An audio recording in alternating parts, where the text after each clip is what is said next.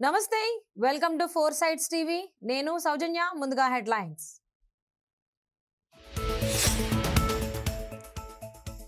తెలంగాణ వ్యాప్తంగా ప్రశాంతంగా బీసీ బంద్, పార్టీలకు అతీతంగా పాల్గొన్న నాయకులు.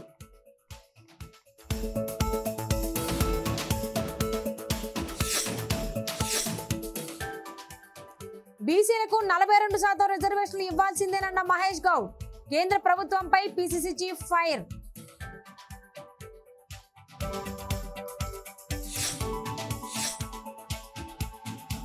డేటా సెంటర్తో ఎన్ని ఉద్యోగాలు వస్తాయన్న అమర్నాథ్. గూగుల్లోనే సెర్చ్ చేయాలంటూ మాజీ మంత్రి ఎద్దేవా.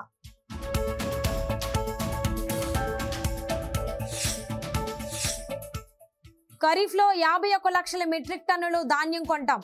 27 నుంచి కొనుగోలు ప్రారంభిస్తామన్న నాదెండ్ల.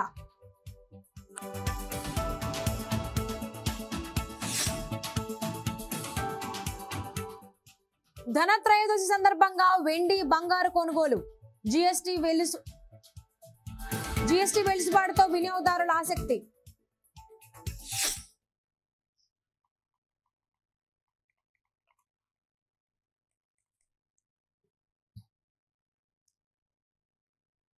బీసీలకు 42% రిజర్వేషన్లు ఇవ్వడానికి కాంగ్రెస్ కట్టుబడి ఉందని పీసీసీ చీఫ్ మహేష్ కుమార్ గౌడ్ స్పష్టం చేశారు.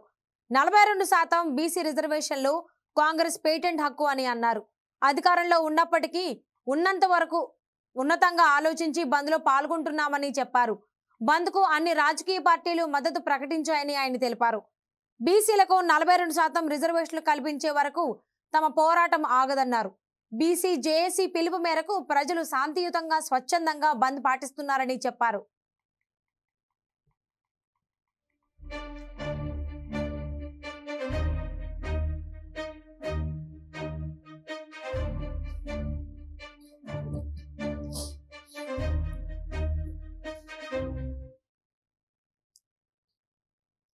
తెలంగాణ ప్రభుత్వం బీసీలకు 42% రిజర్వేషన్లు ఇవ్వడానికి రాష్ట్ర వ్యాప్తంగా కుల సర్వే నిర్వహించిందని మంత్రి పొన్నం ప్రభాకర్ అన్నారు.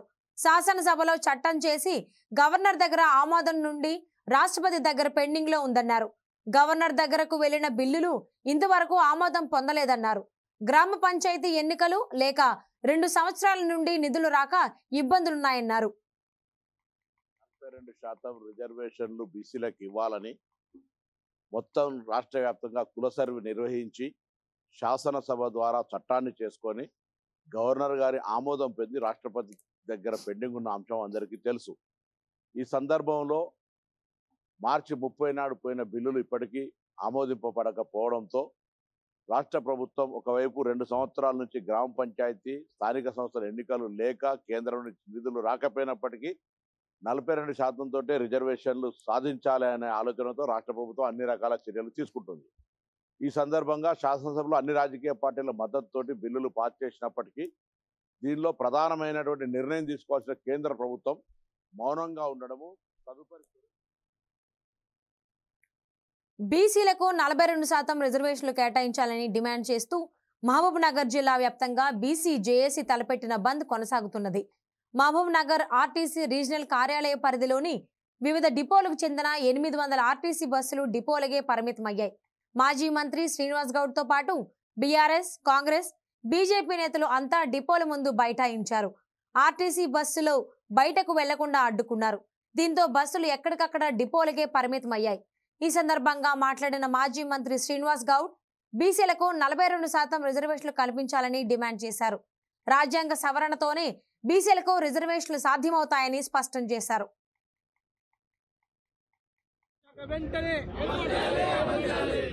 కార్పొరేషన్లో 42% రిజర్వేషన్ వెంటనే 42% రిజర్వేషన్ వచ్చినట్లే వచ్చి నోటికాడ బుక్క కింద పడిపోయింది. ప్రెసిడెంట్ ఆఫ్ ఇండియాకి పంపించిన తర్వాత అయిపోతుంది అనుకున్నాం. కానీ అక్కడ ప్రధానమంత్రిని కలవలేదు, ప్రధానమంత్రి కూడా మాట్లాడలేదు, పార్లమెంట్లో కూడా ఎక్కడ చర్చ జరగలే. ఇవాళ రిజర్వేషన్ ద్వారా లక్కీ డిప్ తీసిండ్రు. మా వాళ్ళంతా భూములు అమ్ముకున్నారు, బంగారం అమ్ముకున్నారు, ఎలక్షన్ నిలబడాలని చెప్పి అందరూ సిద్ధమైంది. మళ్ళీ కోర్టు కొట్టేసింది. మొదటి నుంచి మేము చెప్తున్నాం రాజ్యాంగ సవరణ చేయాలని చెప్పి. కనుక ఖచ్చితంగా 42% చట్టబద్ధతోనే రిజర్వేషన్ కల్పించే ఎలక్షన్లు పెట్టాలి. రాజ్యాంగబద్ధంగా రిజర్వేషన్ కావాలని ఆదిలాబాద్ ఎమ్మెల్యే పాయల్ శంకర్ డిమాండ్ చేశారు. బీసీలకు 42% రిజర్వేషన్ కల్పించాలని డిమాండ్ చేస్తూ బీసీ జేఏసీ ఆధ్వర్యంలో చేపట్టిన బంద్లో ఆయన పాల్గొన్నారు.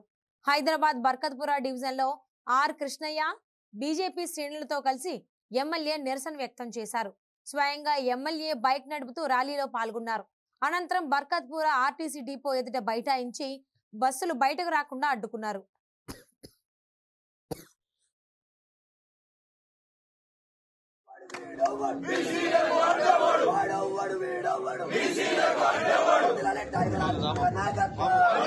మిమ్మల్ని అడ్డుకుంటది.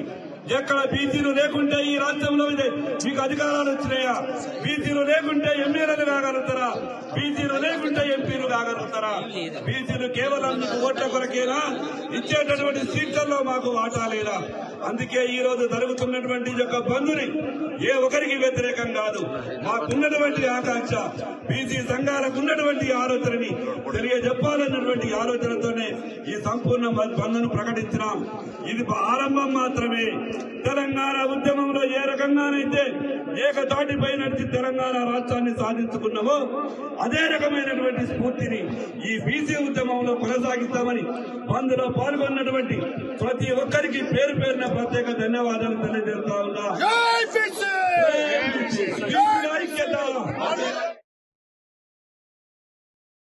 బీసీ సంఘాల పిలుపు మేరకు రంగారెడ్డి జిల్లా రాజేంద్రనగర్ లో బంద్ ప్రశాంతంగా కొనసాగుతుంది. రాజేంద్రనగర్ బస్సు డిపో ముందు ఆందోళనలో పాల్గొన్న బీసీ నాయకులు అనంతరం ఆరంగూరు వద్ద జాతీయ రహదారిపై బైఠాయించారు. బీసీ బంద్ కు రాజేంద్రనగర్ ఎమ్మెల్యే ప్రకాష్ గౌడ్ సంపూర్ణ మద్దతు ప్రకటించారు. ఆరంగర్ చౌరాస్తాలో బైఠాయించి నిరసన తెలిపారు. 42% బీసీ రిజర్వేషన్ కల్పించాలని డిమాండ్ చేశారు. ఈ కార్యక్రమంలో కాంగ్రెస్, బీజేపీ, బీఆర్ఎస్ నాయకులు పాల్గొన్నారు. 42% రిజర్వేషన్ వెంటనే బీసీ కులాల ఐక్యత. జై బీసీ.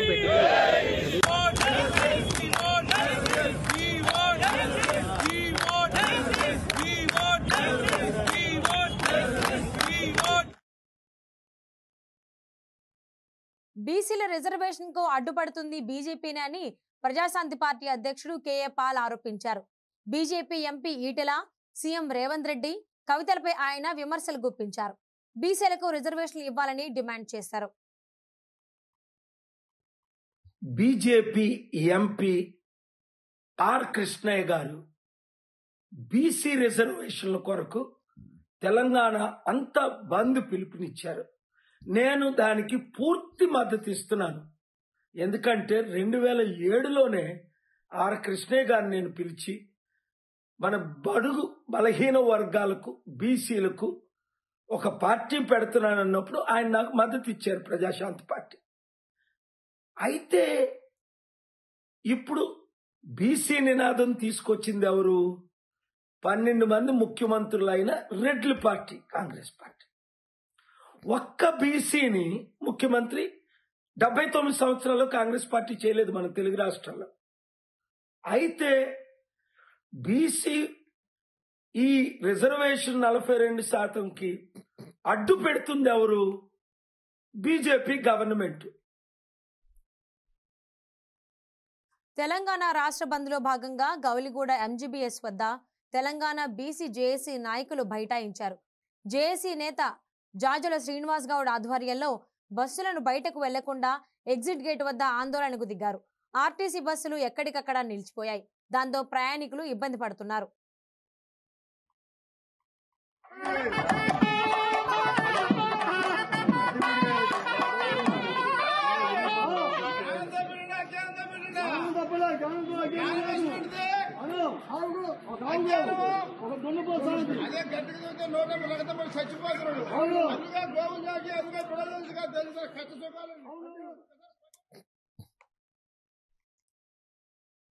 కరీంనగర్ లో బీసీ రిజర్వేషన్ల కోసం వామపక్ష జేఏసీ పిలుపునిచ్చిన బంద్ ప్రశాంతంగా కొనసాగుతోంది.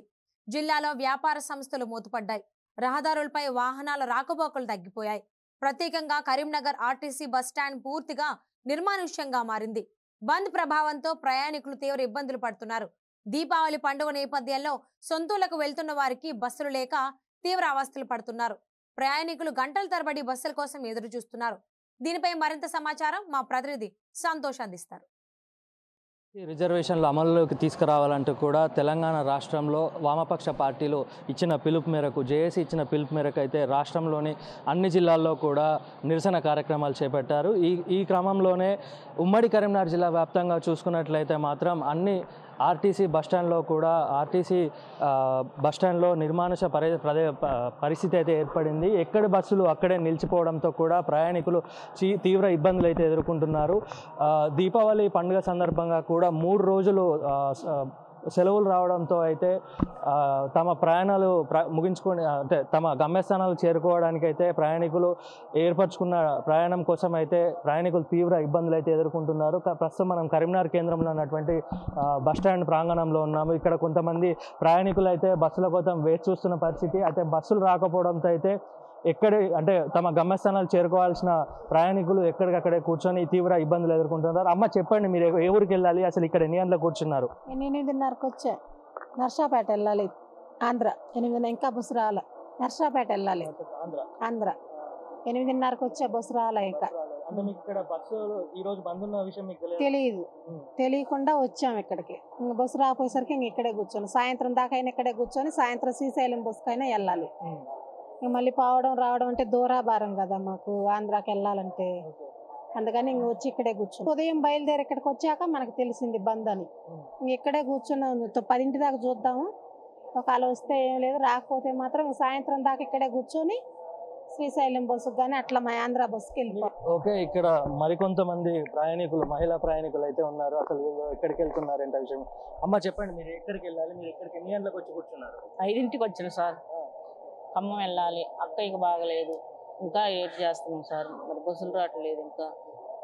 ఓకే, ఇక్కడ ప్రయాణికులు చిన్నపిల్లలతో పాటు చాలామంది ప్రయాణికులు అయితే వేచి చూస్తున్న పరిస్థితి. మహిళలతో పాటు వృద్ధులు, చిన్నపిల్లలు కూడా ప్రయాణించేందుకైతే అంటే దీపావళి పండుగ ఉన్న సందర్భంగా 3 రోజులు సెలవులు అయితే ఉన్నాయి. దీనికోసం అయితే కరీంనగర్ నుంచి అనేక ప్రాంతాలకు వెళ్లేందుకు ప్రయాణికులు అయితే తీవ్ర ఇబ్బందులు చూస్తున్నారు. అమ్మ, మీరు ఏ ఊరికి వెళ్ళాలి, ఇక్కడ ఎన్ని గంటలకు వచ్చి కూర్చున్నారు? మేము ఇప్పుడు హన్మకొండకి వెళ్ళాలి. మేము 7:30కి వచ్చి ఇక్కడ కూర్చున్నాం. ఇంతవరకు బస్సులు అసలు మాకు ఈ బంధం తెలియదు. మేము థర్స్డే రోజు వేములవాడకి స్టార్ట్ అయినాము. అక్కడ నుంచి ఇప్పటికి వచ్చి కొండగట్లో చిక్కుకోపోయి ఇప్పుడు అక్కడ నుండి ఇక్కడికి ఛార్జ్ మాకు ఒకరికి 200 రూపీస్ చొప్పున తీసుకున్నారు. కనీసం మరి ఇక్కడ నుండి ఏమైనా బస్సు స్టార్ట్ అయితే చూడాలి. మా బాబుకి ఇక్కడ హాలిడే అని చెప్పేసి మేము ఇక్కడ ఉన్న బాబు హాస్టల్లో ఉన్నారు. ఇప్పుడు బాబుని తీసుకురావాలి, మేము అటు వెళ్ళాలి, బాబుని తీసుకురావాలి. మాకైతే ఇబ్బంది అవుతుంది ఇప్పుడైతే. మరి స్టార్ట్ ఆఫ్టర్నూన్ వరకు అయినా స్టార్ట్ అయితే బాగుండాలని మేము కోరుకుంటున్నాం. అది అంటే కొండగట్టు నుంచి ఇక్కడ వరకు ఎట్లా వచ్చారు? ఆటోలో, ప్రైవేట్ వెహికల్ వచ్చినాం. 200 చొప్పున తీసుకున్నారు ఒకరికి. మేమిద్దరు అంటే చాలా ఆటో ఫుల్ అయిపోయింది. 5-6 మెంబర్స్ ఉన్నాం.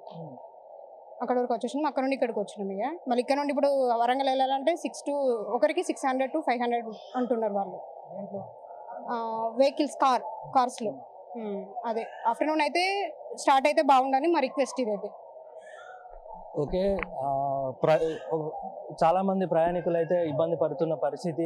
కరీంనగర్ కేంద్రం, ఉమ్మడి కరీంనగర్ జిల్లా వ్యాప్తంగా కూడా బస్సులు ఆర్టీసీ బస్టాండ్లో ఎక్కడ బస్సులు అక్కడే నిలిచిపోవడంతో అయితే ఒక ప్రాంతం నుంచి మరొక ప్రాంతానికి చేరుకోవాల్సిన ప్రయాణికులు తీవ్ర ఇబ్బందులు ఎదుర్కొంటున్నారు. ప్రైవేటు వాహనాల్లో ప్రయాణించాలంటే అధిక డబ్బులు వసూలు చేస్తున్నారన్న విషయం అయితే ప్రయాణికులు స్పష్టం చేస్తున్న పరిస్థితి. కొండగట్టు నుంచి కరీంనగర్ చేరుకోవాలంటేనే ఒకరికి 200 రూపాయలు ఛార్జ్ చేస్తున్నారు. కరీంనగర్ నుండి హనుమకొండకు వెళ్లేందుకైతే ప్రైవేట్ వాహనాల్లో 600 రూపాయలు వసూలు చేస్తున్నారు. అధికంగా డబ్బులు వసూలు చేస్తున్నారు ప్రైవేట్ వాళ్ళు.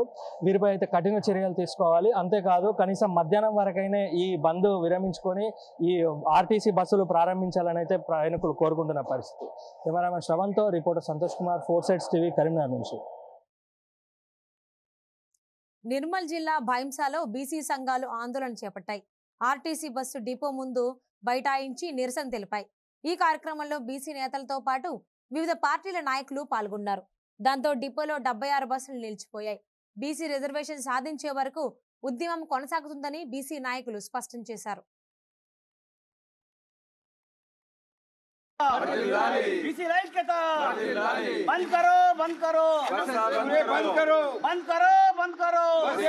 సాధిద్దాం 40% రిజర్వేషన్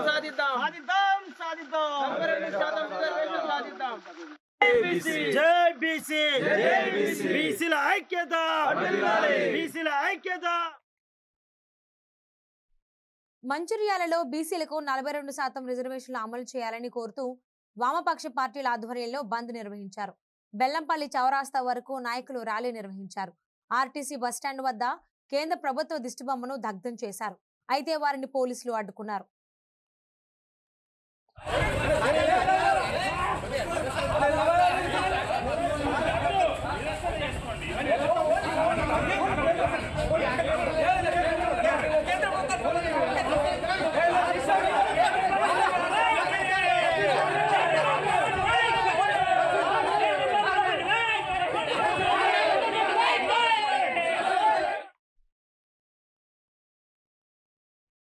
ఖరీఫ్ సీజన్లో రాష్ట్ర వ్యాప్తంగా 51 లక్షల మెట్రిక్ టన్నుల ధాన్యం కొనుగోలు లక్ష్యాన్ని ప్రభుత్వం నిర్దేశించిందని రాష్ట్ర పౌర సరఫరాల శాఖ మంత్రి నాదెండ్ల మనోహర్ తెలిపారు. ఆంధ్రప్రదేశ్ రైస్ మిల్లర్స్ అసోసియేషన్ ప్రతినిధుల సమావేశంలో మంత్రి పాల్గొన్నారు. గత ప్రభుత్వం చేసిన 1674 కోట్ల రూపాయల బకాయిలను తీర్చడంలో ఎన్నో ఆర్థిక ఇబ్బందులు ఉన్నప్పటికీ మిల్లర్లకు 763 కోట్ల రూపాయలు చెల్లించామని చెప్పారు. గత ఏడాది 34 లక్షల మెట్రిక్ టన్నుల ధాన్యం కొనుగోలు పూర్తి చేశామని చెప్పారు. ఈ ఖరీఫ్లో రాష్ట్ర వ్యాప్తంగా 51 లక్షల మెట్రిక్ టన్నుల ధాన్యం కొనుగోలు లక్ష్యంగా పనిచేయాలని పిలుపునిచ్చారు. ఒక విషయం ఏంటంటే, ఏనాడైతే మంత్రిగా నేను ప్రమాణ స్వీకారం చేశానో ఆ రోజు పోర్ట్ఫోలియో ప్లాన్ని ప్రకటించిన తర్వాత మా తండ్రి గారు నాకు ఫోన్ చేసి చెప్పారు, ఆంధ్రప్రదేశ్లో మన గ్రామీణ ప్రాంతాల్లో ప్రభుత్వం నుంచి సహాయం అందినా అందకపోయినా ఒక గౌరవం కోసం 10 మందికి ఒక పెద్దరికంలో నిలబడాలనే ఉద్దేశంతో చాలామంది కుటుంబాలు ఆ రోజున రైస్ మిల్ ఏర్పాటు చేశారు. వాళ్ళంతా చితికిపోయిన పరిస్థితిలోకి వచ్చారు. అనేక గ్రామాల్లో చాలా ఆర్థిక ఇబ్బందుల్లో అమ్ముకోలేక, వాళ్ళ కష్టాలు ఎవరికి చెప్పుకోలేక. విశాఖలో ఏర్పాటు చేసే గూగుల్ ద్వారా యువతకు ఎన్ని ఉద్యోగాలు వస్తాయో గూగుల్లోనే సెర్చ్ చేయాలని మాజీ మంత్రి గుడివాడ అమర్నాథ్ అన్నారు. విశాఖలో గూగుల్ ద్వారా 1.88 లక్షల ఉద్యోగాలు కల్పిస్తామని మంత్రి లోకేష్ ప్రకటనలు చేస్తున్నారని చెప్పారు. కానీ ప్రపంచవ్యాప్తంగా ఉన్న గూగుల్ ఉద్యోగులే 1.87 లక్షల మంది అని తెలిపారు ఆయన. 1 గిగావాట్ డేటా సెంటర్తో ఎంతమందికి ఉద్యోగాలు వస్తాయో గూగుల్లోనే సెర్చ్ చేయాలంటూ ఎద్దేవా చేశారు. గూగుల్ వల్ల ఉద్యోగాలు వస్తాయని కూటమి నేతలు ప్రచారం చేసుకుని పబ్బం గడుపుకుంటున్నారని విమర్శించారు ఆయన.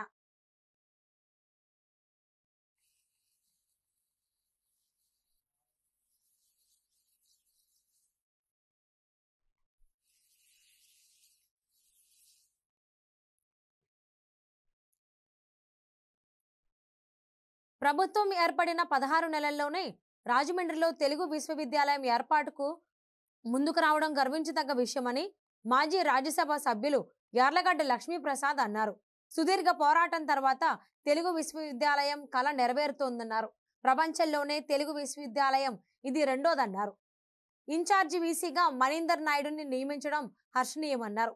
ఈ విశ్వవిద్యాలయానికి సంబంధించి ప్రభుత్వం 50 కోట్ల రూపాయలు కేటాయించినట్లయితే అభివృద్ధి పదంలో ముందుకు వెళ్తుందన్నారు. ఈ 12 సంవత్సరాల పోరాటంలో మాకు సహకరించినటువంటి వాళ్ళు ఎంతోమంది పెద్దలు ఉన్నారు. అప్పుడు సోమ వీర్రాజు గారు ఎమ్మెల్సీగా ఉన్నారు ఆయన, అదేవిధంగా పట్టపాలు వెంకటరావు చెప్పి రాయమండ్రిలో ఉన్నారు, సన్నిధానం నరసింహశాస్త్రి ఉన్నారు అక్కడ రాయమండ్రిలో. వీళ్ళందరూ కూడా గన్ని కృష్ణ గారు వీళ్ళందరూ కూడా ఎంతో సహకారం ఇచ్చి ఇది చేశారు. అన్నిటికంటే సంతోషం తగ్గ విషయం ఏంటంటే, రామారావు గారి కుమార్తె పురంధరేశ్వరి గారు ఇప్పుడు రాజమండ్రి పార్లమెంటు సభ్యులుగా ఉన్నారు. ఆవిడ పార్లమెంటుకి ఎన్నికైన దగ్గర నుంచి నేను వారిని కలిసినప్పుడు తప్పనిసరిగా ఇదే పనిలో ఉన్నానని నేను చెప్పానన్నారు. రాష్ట్ర ప్రభుత్వం ఇవాళ ఈ నిర్ణయం తీసుకుంటాం, వారి యొక్క సహకారం వారి యొక్క ప్రయత్నం కూడా చాలా ఉందని చెప్పి వారికి కూడా నేను కృతజ్ఞత తెలియజేసుకుంటూ, ఇప్పుడున్నటువంటి ప్రస్తుతమైనటువంటి కర్తవ్యం ఏమిటంటే, మన ముందు అందరి ముందు ఉన్నది దానికి సరైనటువంటి నిధులు అధికారులు పెట్టే చిన్న చిన్న ఇబ్బందులు అడ్డంకులు పక్కన నెట్టేసేసి కేవలం 50 కోట్ల రూపాయలు ఇస్తే ఆ తెలుగు విశ్వవిద్యాలయం మునిరత్న నాయుడు ఆధ్వర్యంలో చాలా ముందుకు పరిగెడుతుంది. అదేవిధంగా 22 సబ్జెక్టుల్లో కూడా మన పిల్లలన్నీ కూడా చదువుకోవడానికి చాలా అవకాశం ఉంటుంది. ఈ విశాఖ జిల్లా భీమునిపట్నం సముద్ర తీర ప్రాంతంలో వైసీపీ పాలనా కాలంలో అప్పటి ఎంపీ విజయసాయిరెడ్డి తన కుమార్తె పేరిట కోస్తా నియంత్రణ మండలి నిబంధనలను ఉల్లంఘించి చేసిన విధ్వంసాన్ని తొలగించేందుకు ఆయన ఖర్చును తీసుకోవాలని జనసేన కార్పొరేటర్ పీతల మూర్తి యాదవ్ జీవీఎంసీని కోరారు. సముద్ర తీర ప్రాంతంలో శాశ్వత భారీ కాంక్రీట్ భవన నిర్మాణాలపై ఏపీ హైకోర్టు ఇచ్చిన ఆదేశాలను అమలు చేయాలని విజ్ఞప్తి చేశారు. భీమునిపట్నం సముద్ర తీర ప్రాంతంలో విజయసాయిరెడ్డి కుమార్తె నేహారెడ్డి సంస్థ పేరిట నిర్మించిన శాశ్వత భారీ కాంక్రీట్ భవన నిర్మాణాలపైన నిపుణుల కమిటీ హైకోర్టుకి నివేదిక సమర్పించాలని తెలిపారు.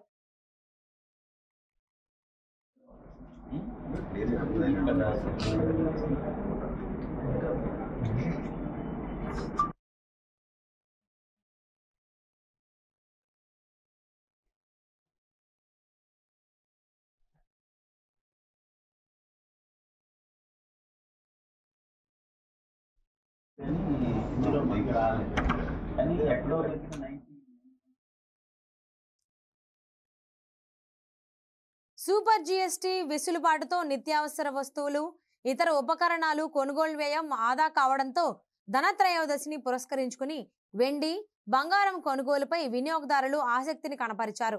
హిందూ సంప్రదాయాల ప్రకారం ఈ ధనత్రయోదశి రోజున బంగారం, వెండి వంటి విలువైన లోహాలను కొనుగోలు చేయడం అత్యంత శుభప్రదంగా భావిస్తారు. దీపావళికి ముందు జరుపుకునే ధనత్రయోదశి చాలా పవిత్రమైనది, శుభకరమైనది. ధనత్రయోదశి పండుగ నాడు కుబేరుడిని, ధన్వంతరి దేవిని, లక్ష్మీదేవిని విశేషంగా పూజిస్తారు. ఈ రోజు చేసే పూజలు, చేసే కొనుగోళ్లు ఏడాది పొడవునా ఇంటికి శ్రేయస్సును, అదృష్టాన్ని, ఆరోగ్యాన్ని ప్రసాదిస్తాయని చెబుతారు. ఇక చాలా మంది ధనత్రయోదశి రోజు బంగారం, వెండి, వాహనాలు, పాత్రలు, కొత్త బట్టలు లేదా కొత్త వస్తువులను కొనుగోలు చేయడం శుభప్రదంగా భావిస్తారు. నెల్లూరు జిల్లాలో ధనత్రయోదశి పురస్కరించుకుని పసిడి కొనుగోళ్లు భారీగా జరుగుతున్నాయి. దీనిపై మరింత సమాచారం మా ప్రతినిధి శ్రీధర్ అందిస్తారు. దేశవ్యాప్తంగా ఆనందోత్సాహాలతో జరుపుకునే దీపావళి పండుగకు రంగం సిద్ధమైంది. ఇటు చిన్న పెద్ద ఇటు దీపారాధన కార్యక్రమాలతో, దీపాల అలంకరణలతో ఇళ్ల లోగిళ్లను కాంతివంతం చేసుకునే ఈ పండగ సంబరం ఈ రోజు నుంచే ప్రారంభమవుతా ఉంది.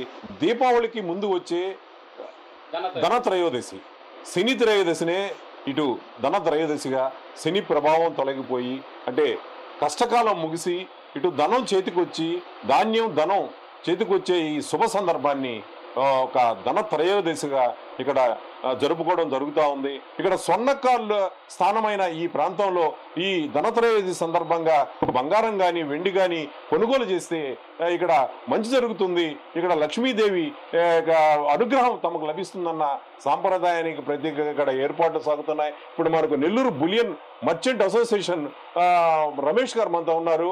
ఇక్కడ మనం చూసినట్టయితే ఈ ధనత్రయోదశి సంబంధించి ఈ ప్రాంతంలోనే ఇటు బంగారం కానీ వెండి కానీ కొనుగోలు చేసేందుకు ఉన్న ప్రాధాన్యతలు ఏందో ఆయన అడిగి తెలుసుకుందాం. ఇక్కడ చెప్పండి, ఇక్కడ మనం ఈ ప్రాంతంలో దాదాపుగా 4 దశాబ్దాల నుంచి కూడా ఇటు ధనత్రయోదశి సందర్భంగా అందరూ కూడా ఒక గ్రామైన వెండి బంగారం కొనుగోలు చేసి ఈ ప్రాంతంలోనే కొనుగోలు చేసేందుకు ఉన్న ప్రాధాన్యత ఏమిటి? సార్, భారతదేశంలో దీపావళి పండుగ అంటే కాంతులు విరజమ్మే పండుగ. చిన్నపిల్లల నుంచి పెద్దవాళ్ళ దాకా, మహిళల దాకా.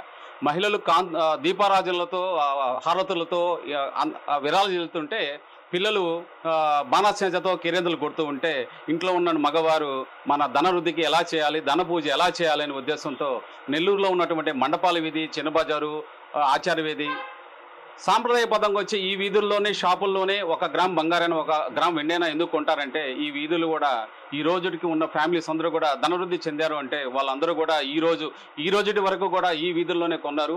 ఈ వీధుల్లో షాపులు ఫ్యామిలీ షాపుల్లాగా అస్తవాసి బాగుంటుందనే ఉద్దేశంతో కొన్నటువంటి మధ్యతరగతి కుటుంబీకులు ఎంతో మంది ఉన్నారు. ఇదే ఇక్కడ స్వర్ణకారులు ఎక్కువ మంది ఉండి ఇక్కడ నుంచి బాగా తయారీ అవుతుంది.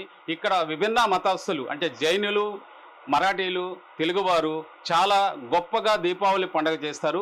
గొప్పగా దీపావళి ముందు వచ్చే ధనత్రయోదశిని గొప్పగా చేస్తారు.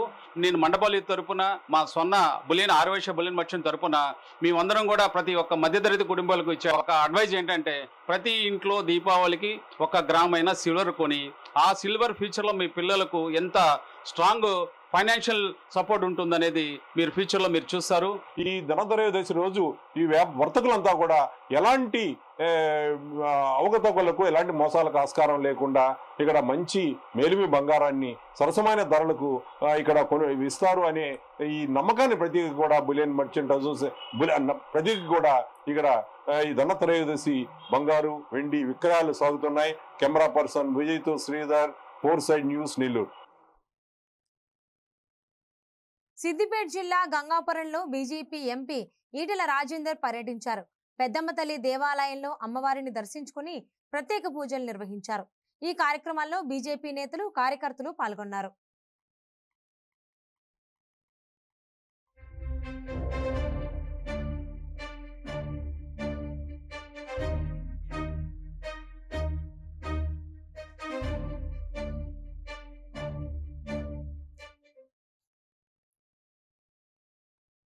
మంచిర్యాల జిల్లా చెన్నూరు నియోజకవర్గంలో మాజీ ఎమ్మెల్యే బాల్క సుమన్ జన్మదిన వేడుకలను బీఆర్ఎస్ నాయకులు ఘనంగా నిర్వహించారు.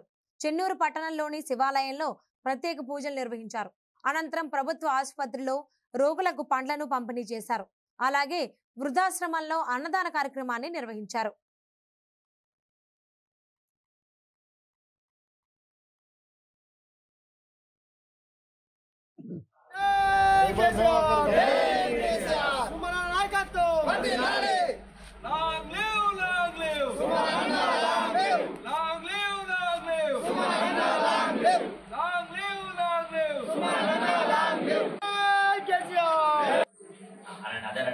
इदं फलं मया सेवा स्थापितं पुरतस्तव तेन मे सफला भवाप्तिः भवेत् जन्मनि जन्मनि नारिकेल महाफलं समर्पयामि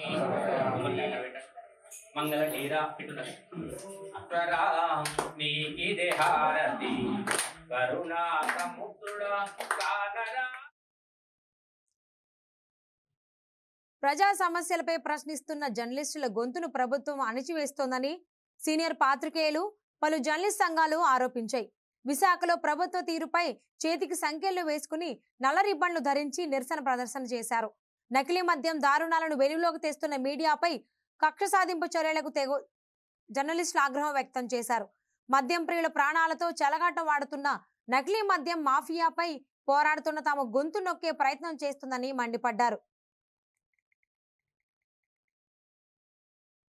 ప్రజాస్వామ్యంలో పత్రికా స్వేచ్ఛ చాలా కీలక భూమిక పోషించేటువంటి రంగం. ఏదైతే పత్రికలో తప్పుడు వార్తలు వస్తే ప్రెస్ కౌన్సిల్ ఆఫ్ ఇండియాకి ఫిర్యాదు చేయడం అనేది ప్రజాస్వామ్యంలో ఉన్నటువంటి ప్రక్రియ. అలా కాకుండా పోలీసులు అత్యుత్సాహం చూపించి జర్నలిస్టుల మీద, సంపాదకుల మీద ఇలాంటి వేధింపు చర్యలు పాల్గొనడం సరైనది కాదు. ఎందుకంటే గతంలో అనేక ప్రభుత్వాలు పత్రికా స్వేచ్ఛను హరించే ప్రయత్నం చేశాయి. వాటన్నిటికీ సరైన సమాధానం చెప్పాయి. ఈరోజు అధికారంలో ఉన్నటువంటి పార్టీలు సాక్షిపై జరుగుతున్న వేధింపులను విశాఖ జర్నలిస్ట్ సంఘాలుగా తీవ్రంగా ఖండిస్తున్నాం. ఒక పత్రికలో వచ్చిన వార్తలు నచ్చకపోతే లీగల్గా ప్రొసీడ్ అవ్వచ్చు, లీగల్ నోటీస్ ఇవ్వచ్చు, న్యాయస్థానంలో తేల్చుకోవచ్చు. కానీ ఈ విధంగా కార్యాలయాల్లోకి వెళ్ళి వాళ్ళని అరెస్ట్ చేయాలని ప్రయత్నించడం అనేది చాలా తీవ్రమైన అంశం. సుప్రీంకోర్టు ఆదేశాలని, press council of India guidelines ని ఉల్లంఘించి ఈ రకంగా వేధింపులు పాల్పడడం అనేది తీవ్రంగా ఖండించదగ్గ విషయం. ఇటువంటి చర్యలు. విశాఖ జిల్లాలో ఘోర రోడ్డు ప్రమాదం జరిగింది. గాజువాకలో ఓ లారీ బీభత్సం సృష్టించింది. రోడ్డు పక్కన కొబ్బరి బొండాలు అమ్ముకుంటూ జీవనం సాగిస్తున్న మహిళపైకి దూసుకెళ్లింది. దాంతో మహిళ అక్కడికక్కడే మృతి చెందింది. సమాచారం అందుకున్న పోలీసులు వెంటనే సంఘటనా స్థలానికి చేరుకుని వివరాలు సేకరించారు. లారీ డ్రైవర్ నిద్రమత్తులో ఉండటమే ప్రమాదానికి కారణమని పోలీసులు గుర్తించారు. ఘటనపై గాజువాక పోలీసులు కేసు నమోదు చేసి దర్యాప్తు చేస్తున్నారు.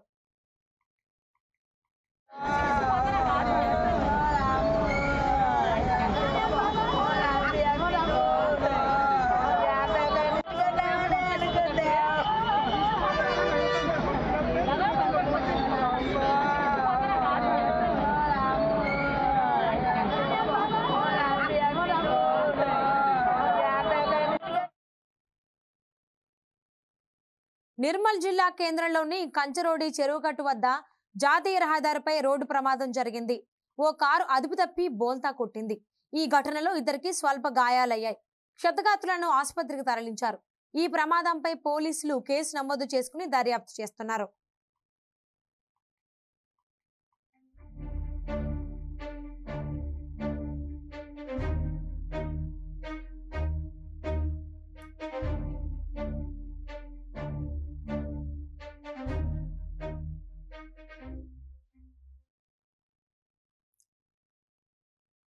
నిర్మల్ పట్టణంలో భారీ చోరీ జరిగింది. వెంకటాపూర్లోని ఓ ఇంట్లో చొరబడిన దుండగులు బంగారు ఆభరణాలు, వెండి వస్తువులు అపహరించారు. ఈ మేరకు బాధితులు పోలీసులకు ఫిర్యాదు చేశారు. దాంతో సంఘటనా స్థలానికి చేరుకుని విచారణ చేపట్టారు పోలీసులు.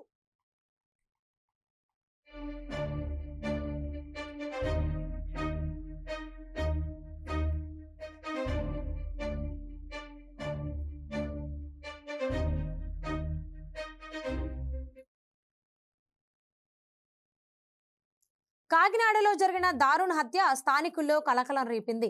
ముత్తా ఫ్లైఓవర్ దగ్గర శ్యామ్ అనే యువకుడిని అతని స్నేహితుడు హత్య చేశాడు. ఇద్దరి మధ్య ప్రేమ విషయంలో ఏర్పడిన తీవ్ర ఘర్షణతో ఈ హత్య జరిగింది. శ్యామ్ అతడి స్నేహితుడు అభివర్ధన్ ఒకే యువతిని ప్రేమించారు. దాంతో ఇద్దరి మధ్య విరోధం ఏర్పడింది. ఈ క్రమంలో శ్యామ్ను హత్య చేశాడు. స్థానిక పోలీసులు ఘటనా స్థలానికి చేరుకుని దర్యాప్తు ప్రారంభించారు. నిందితుడిని అదుపులోకి తీసుకున్నట్టు తెలుస్తోంది.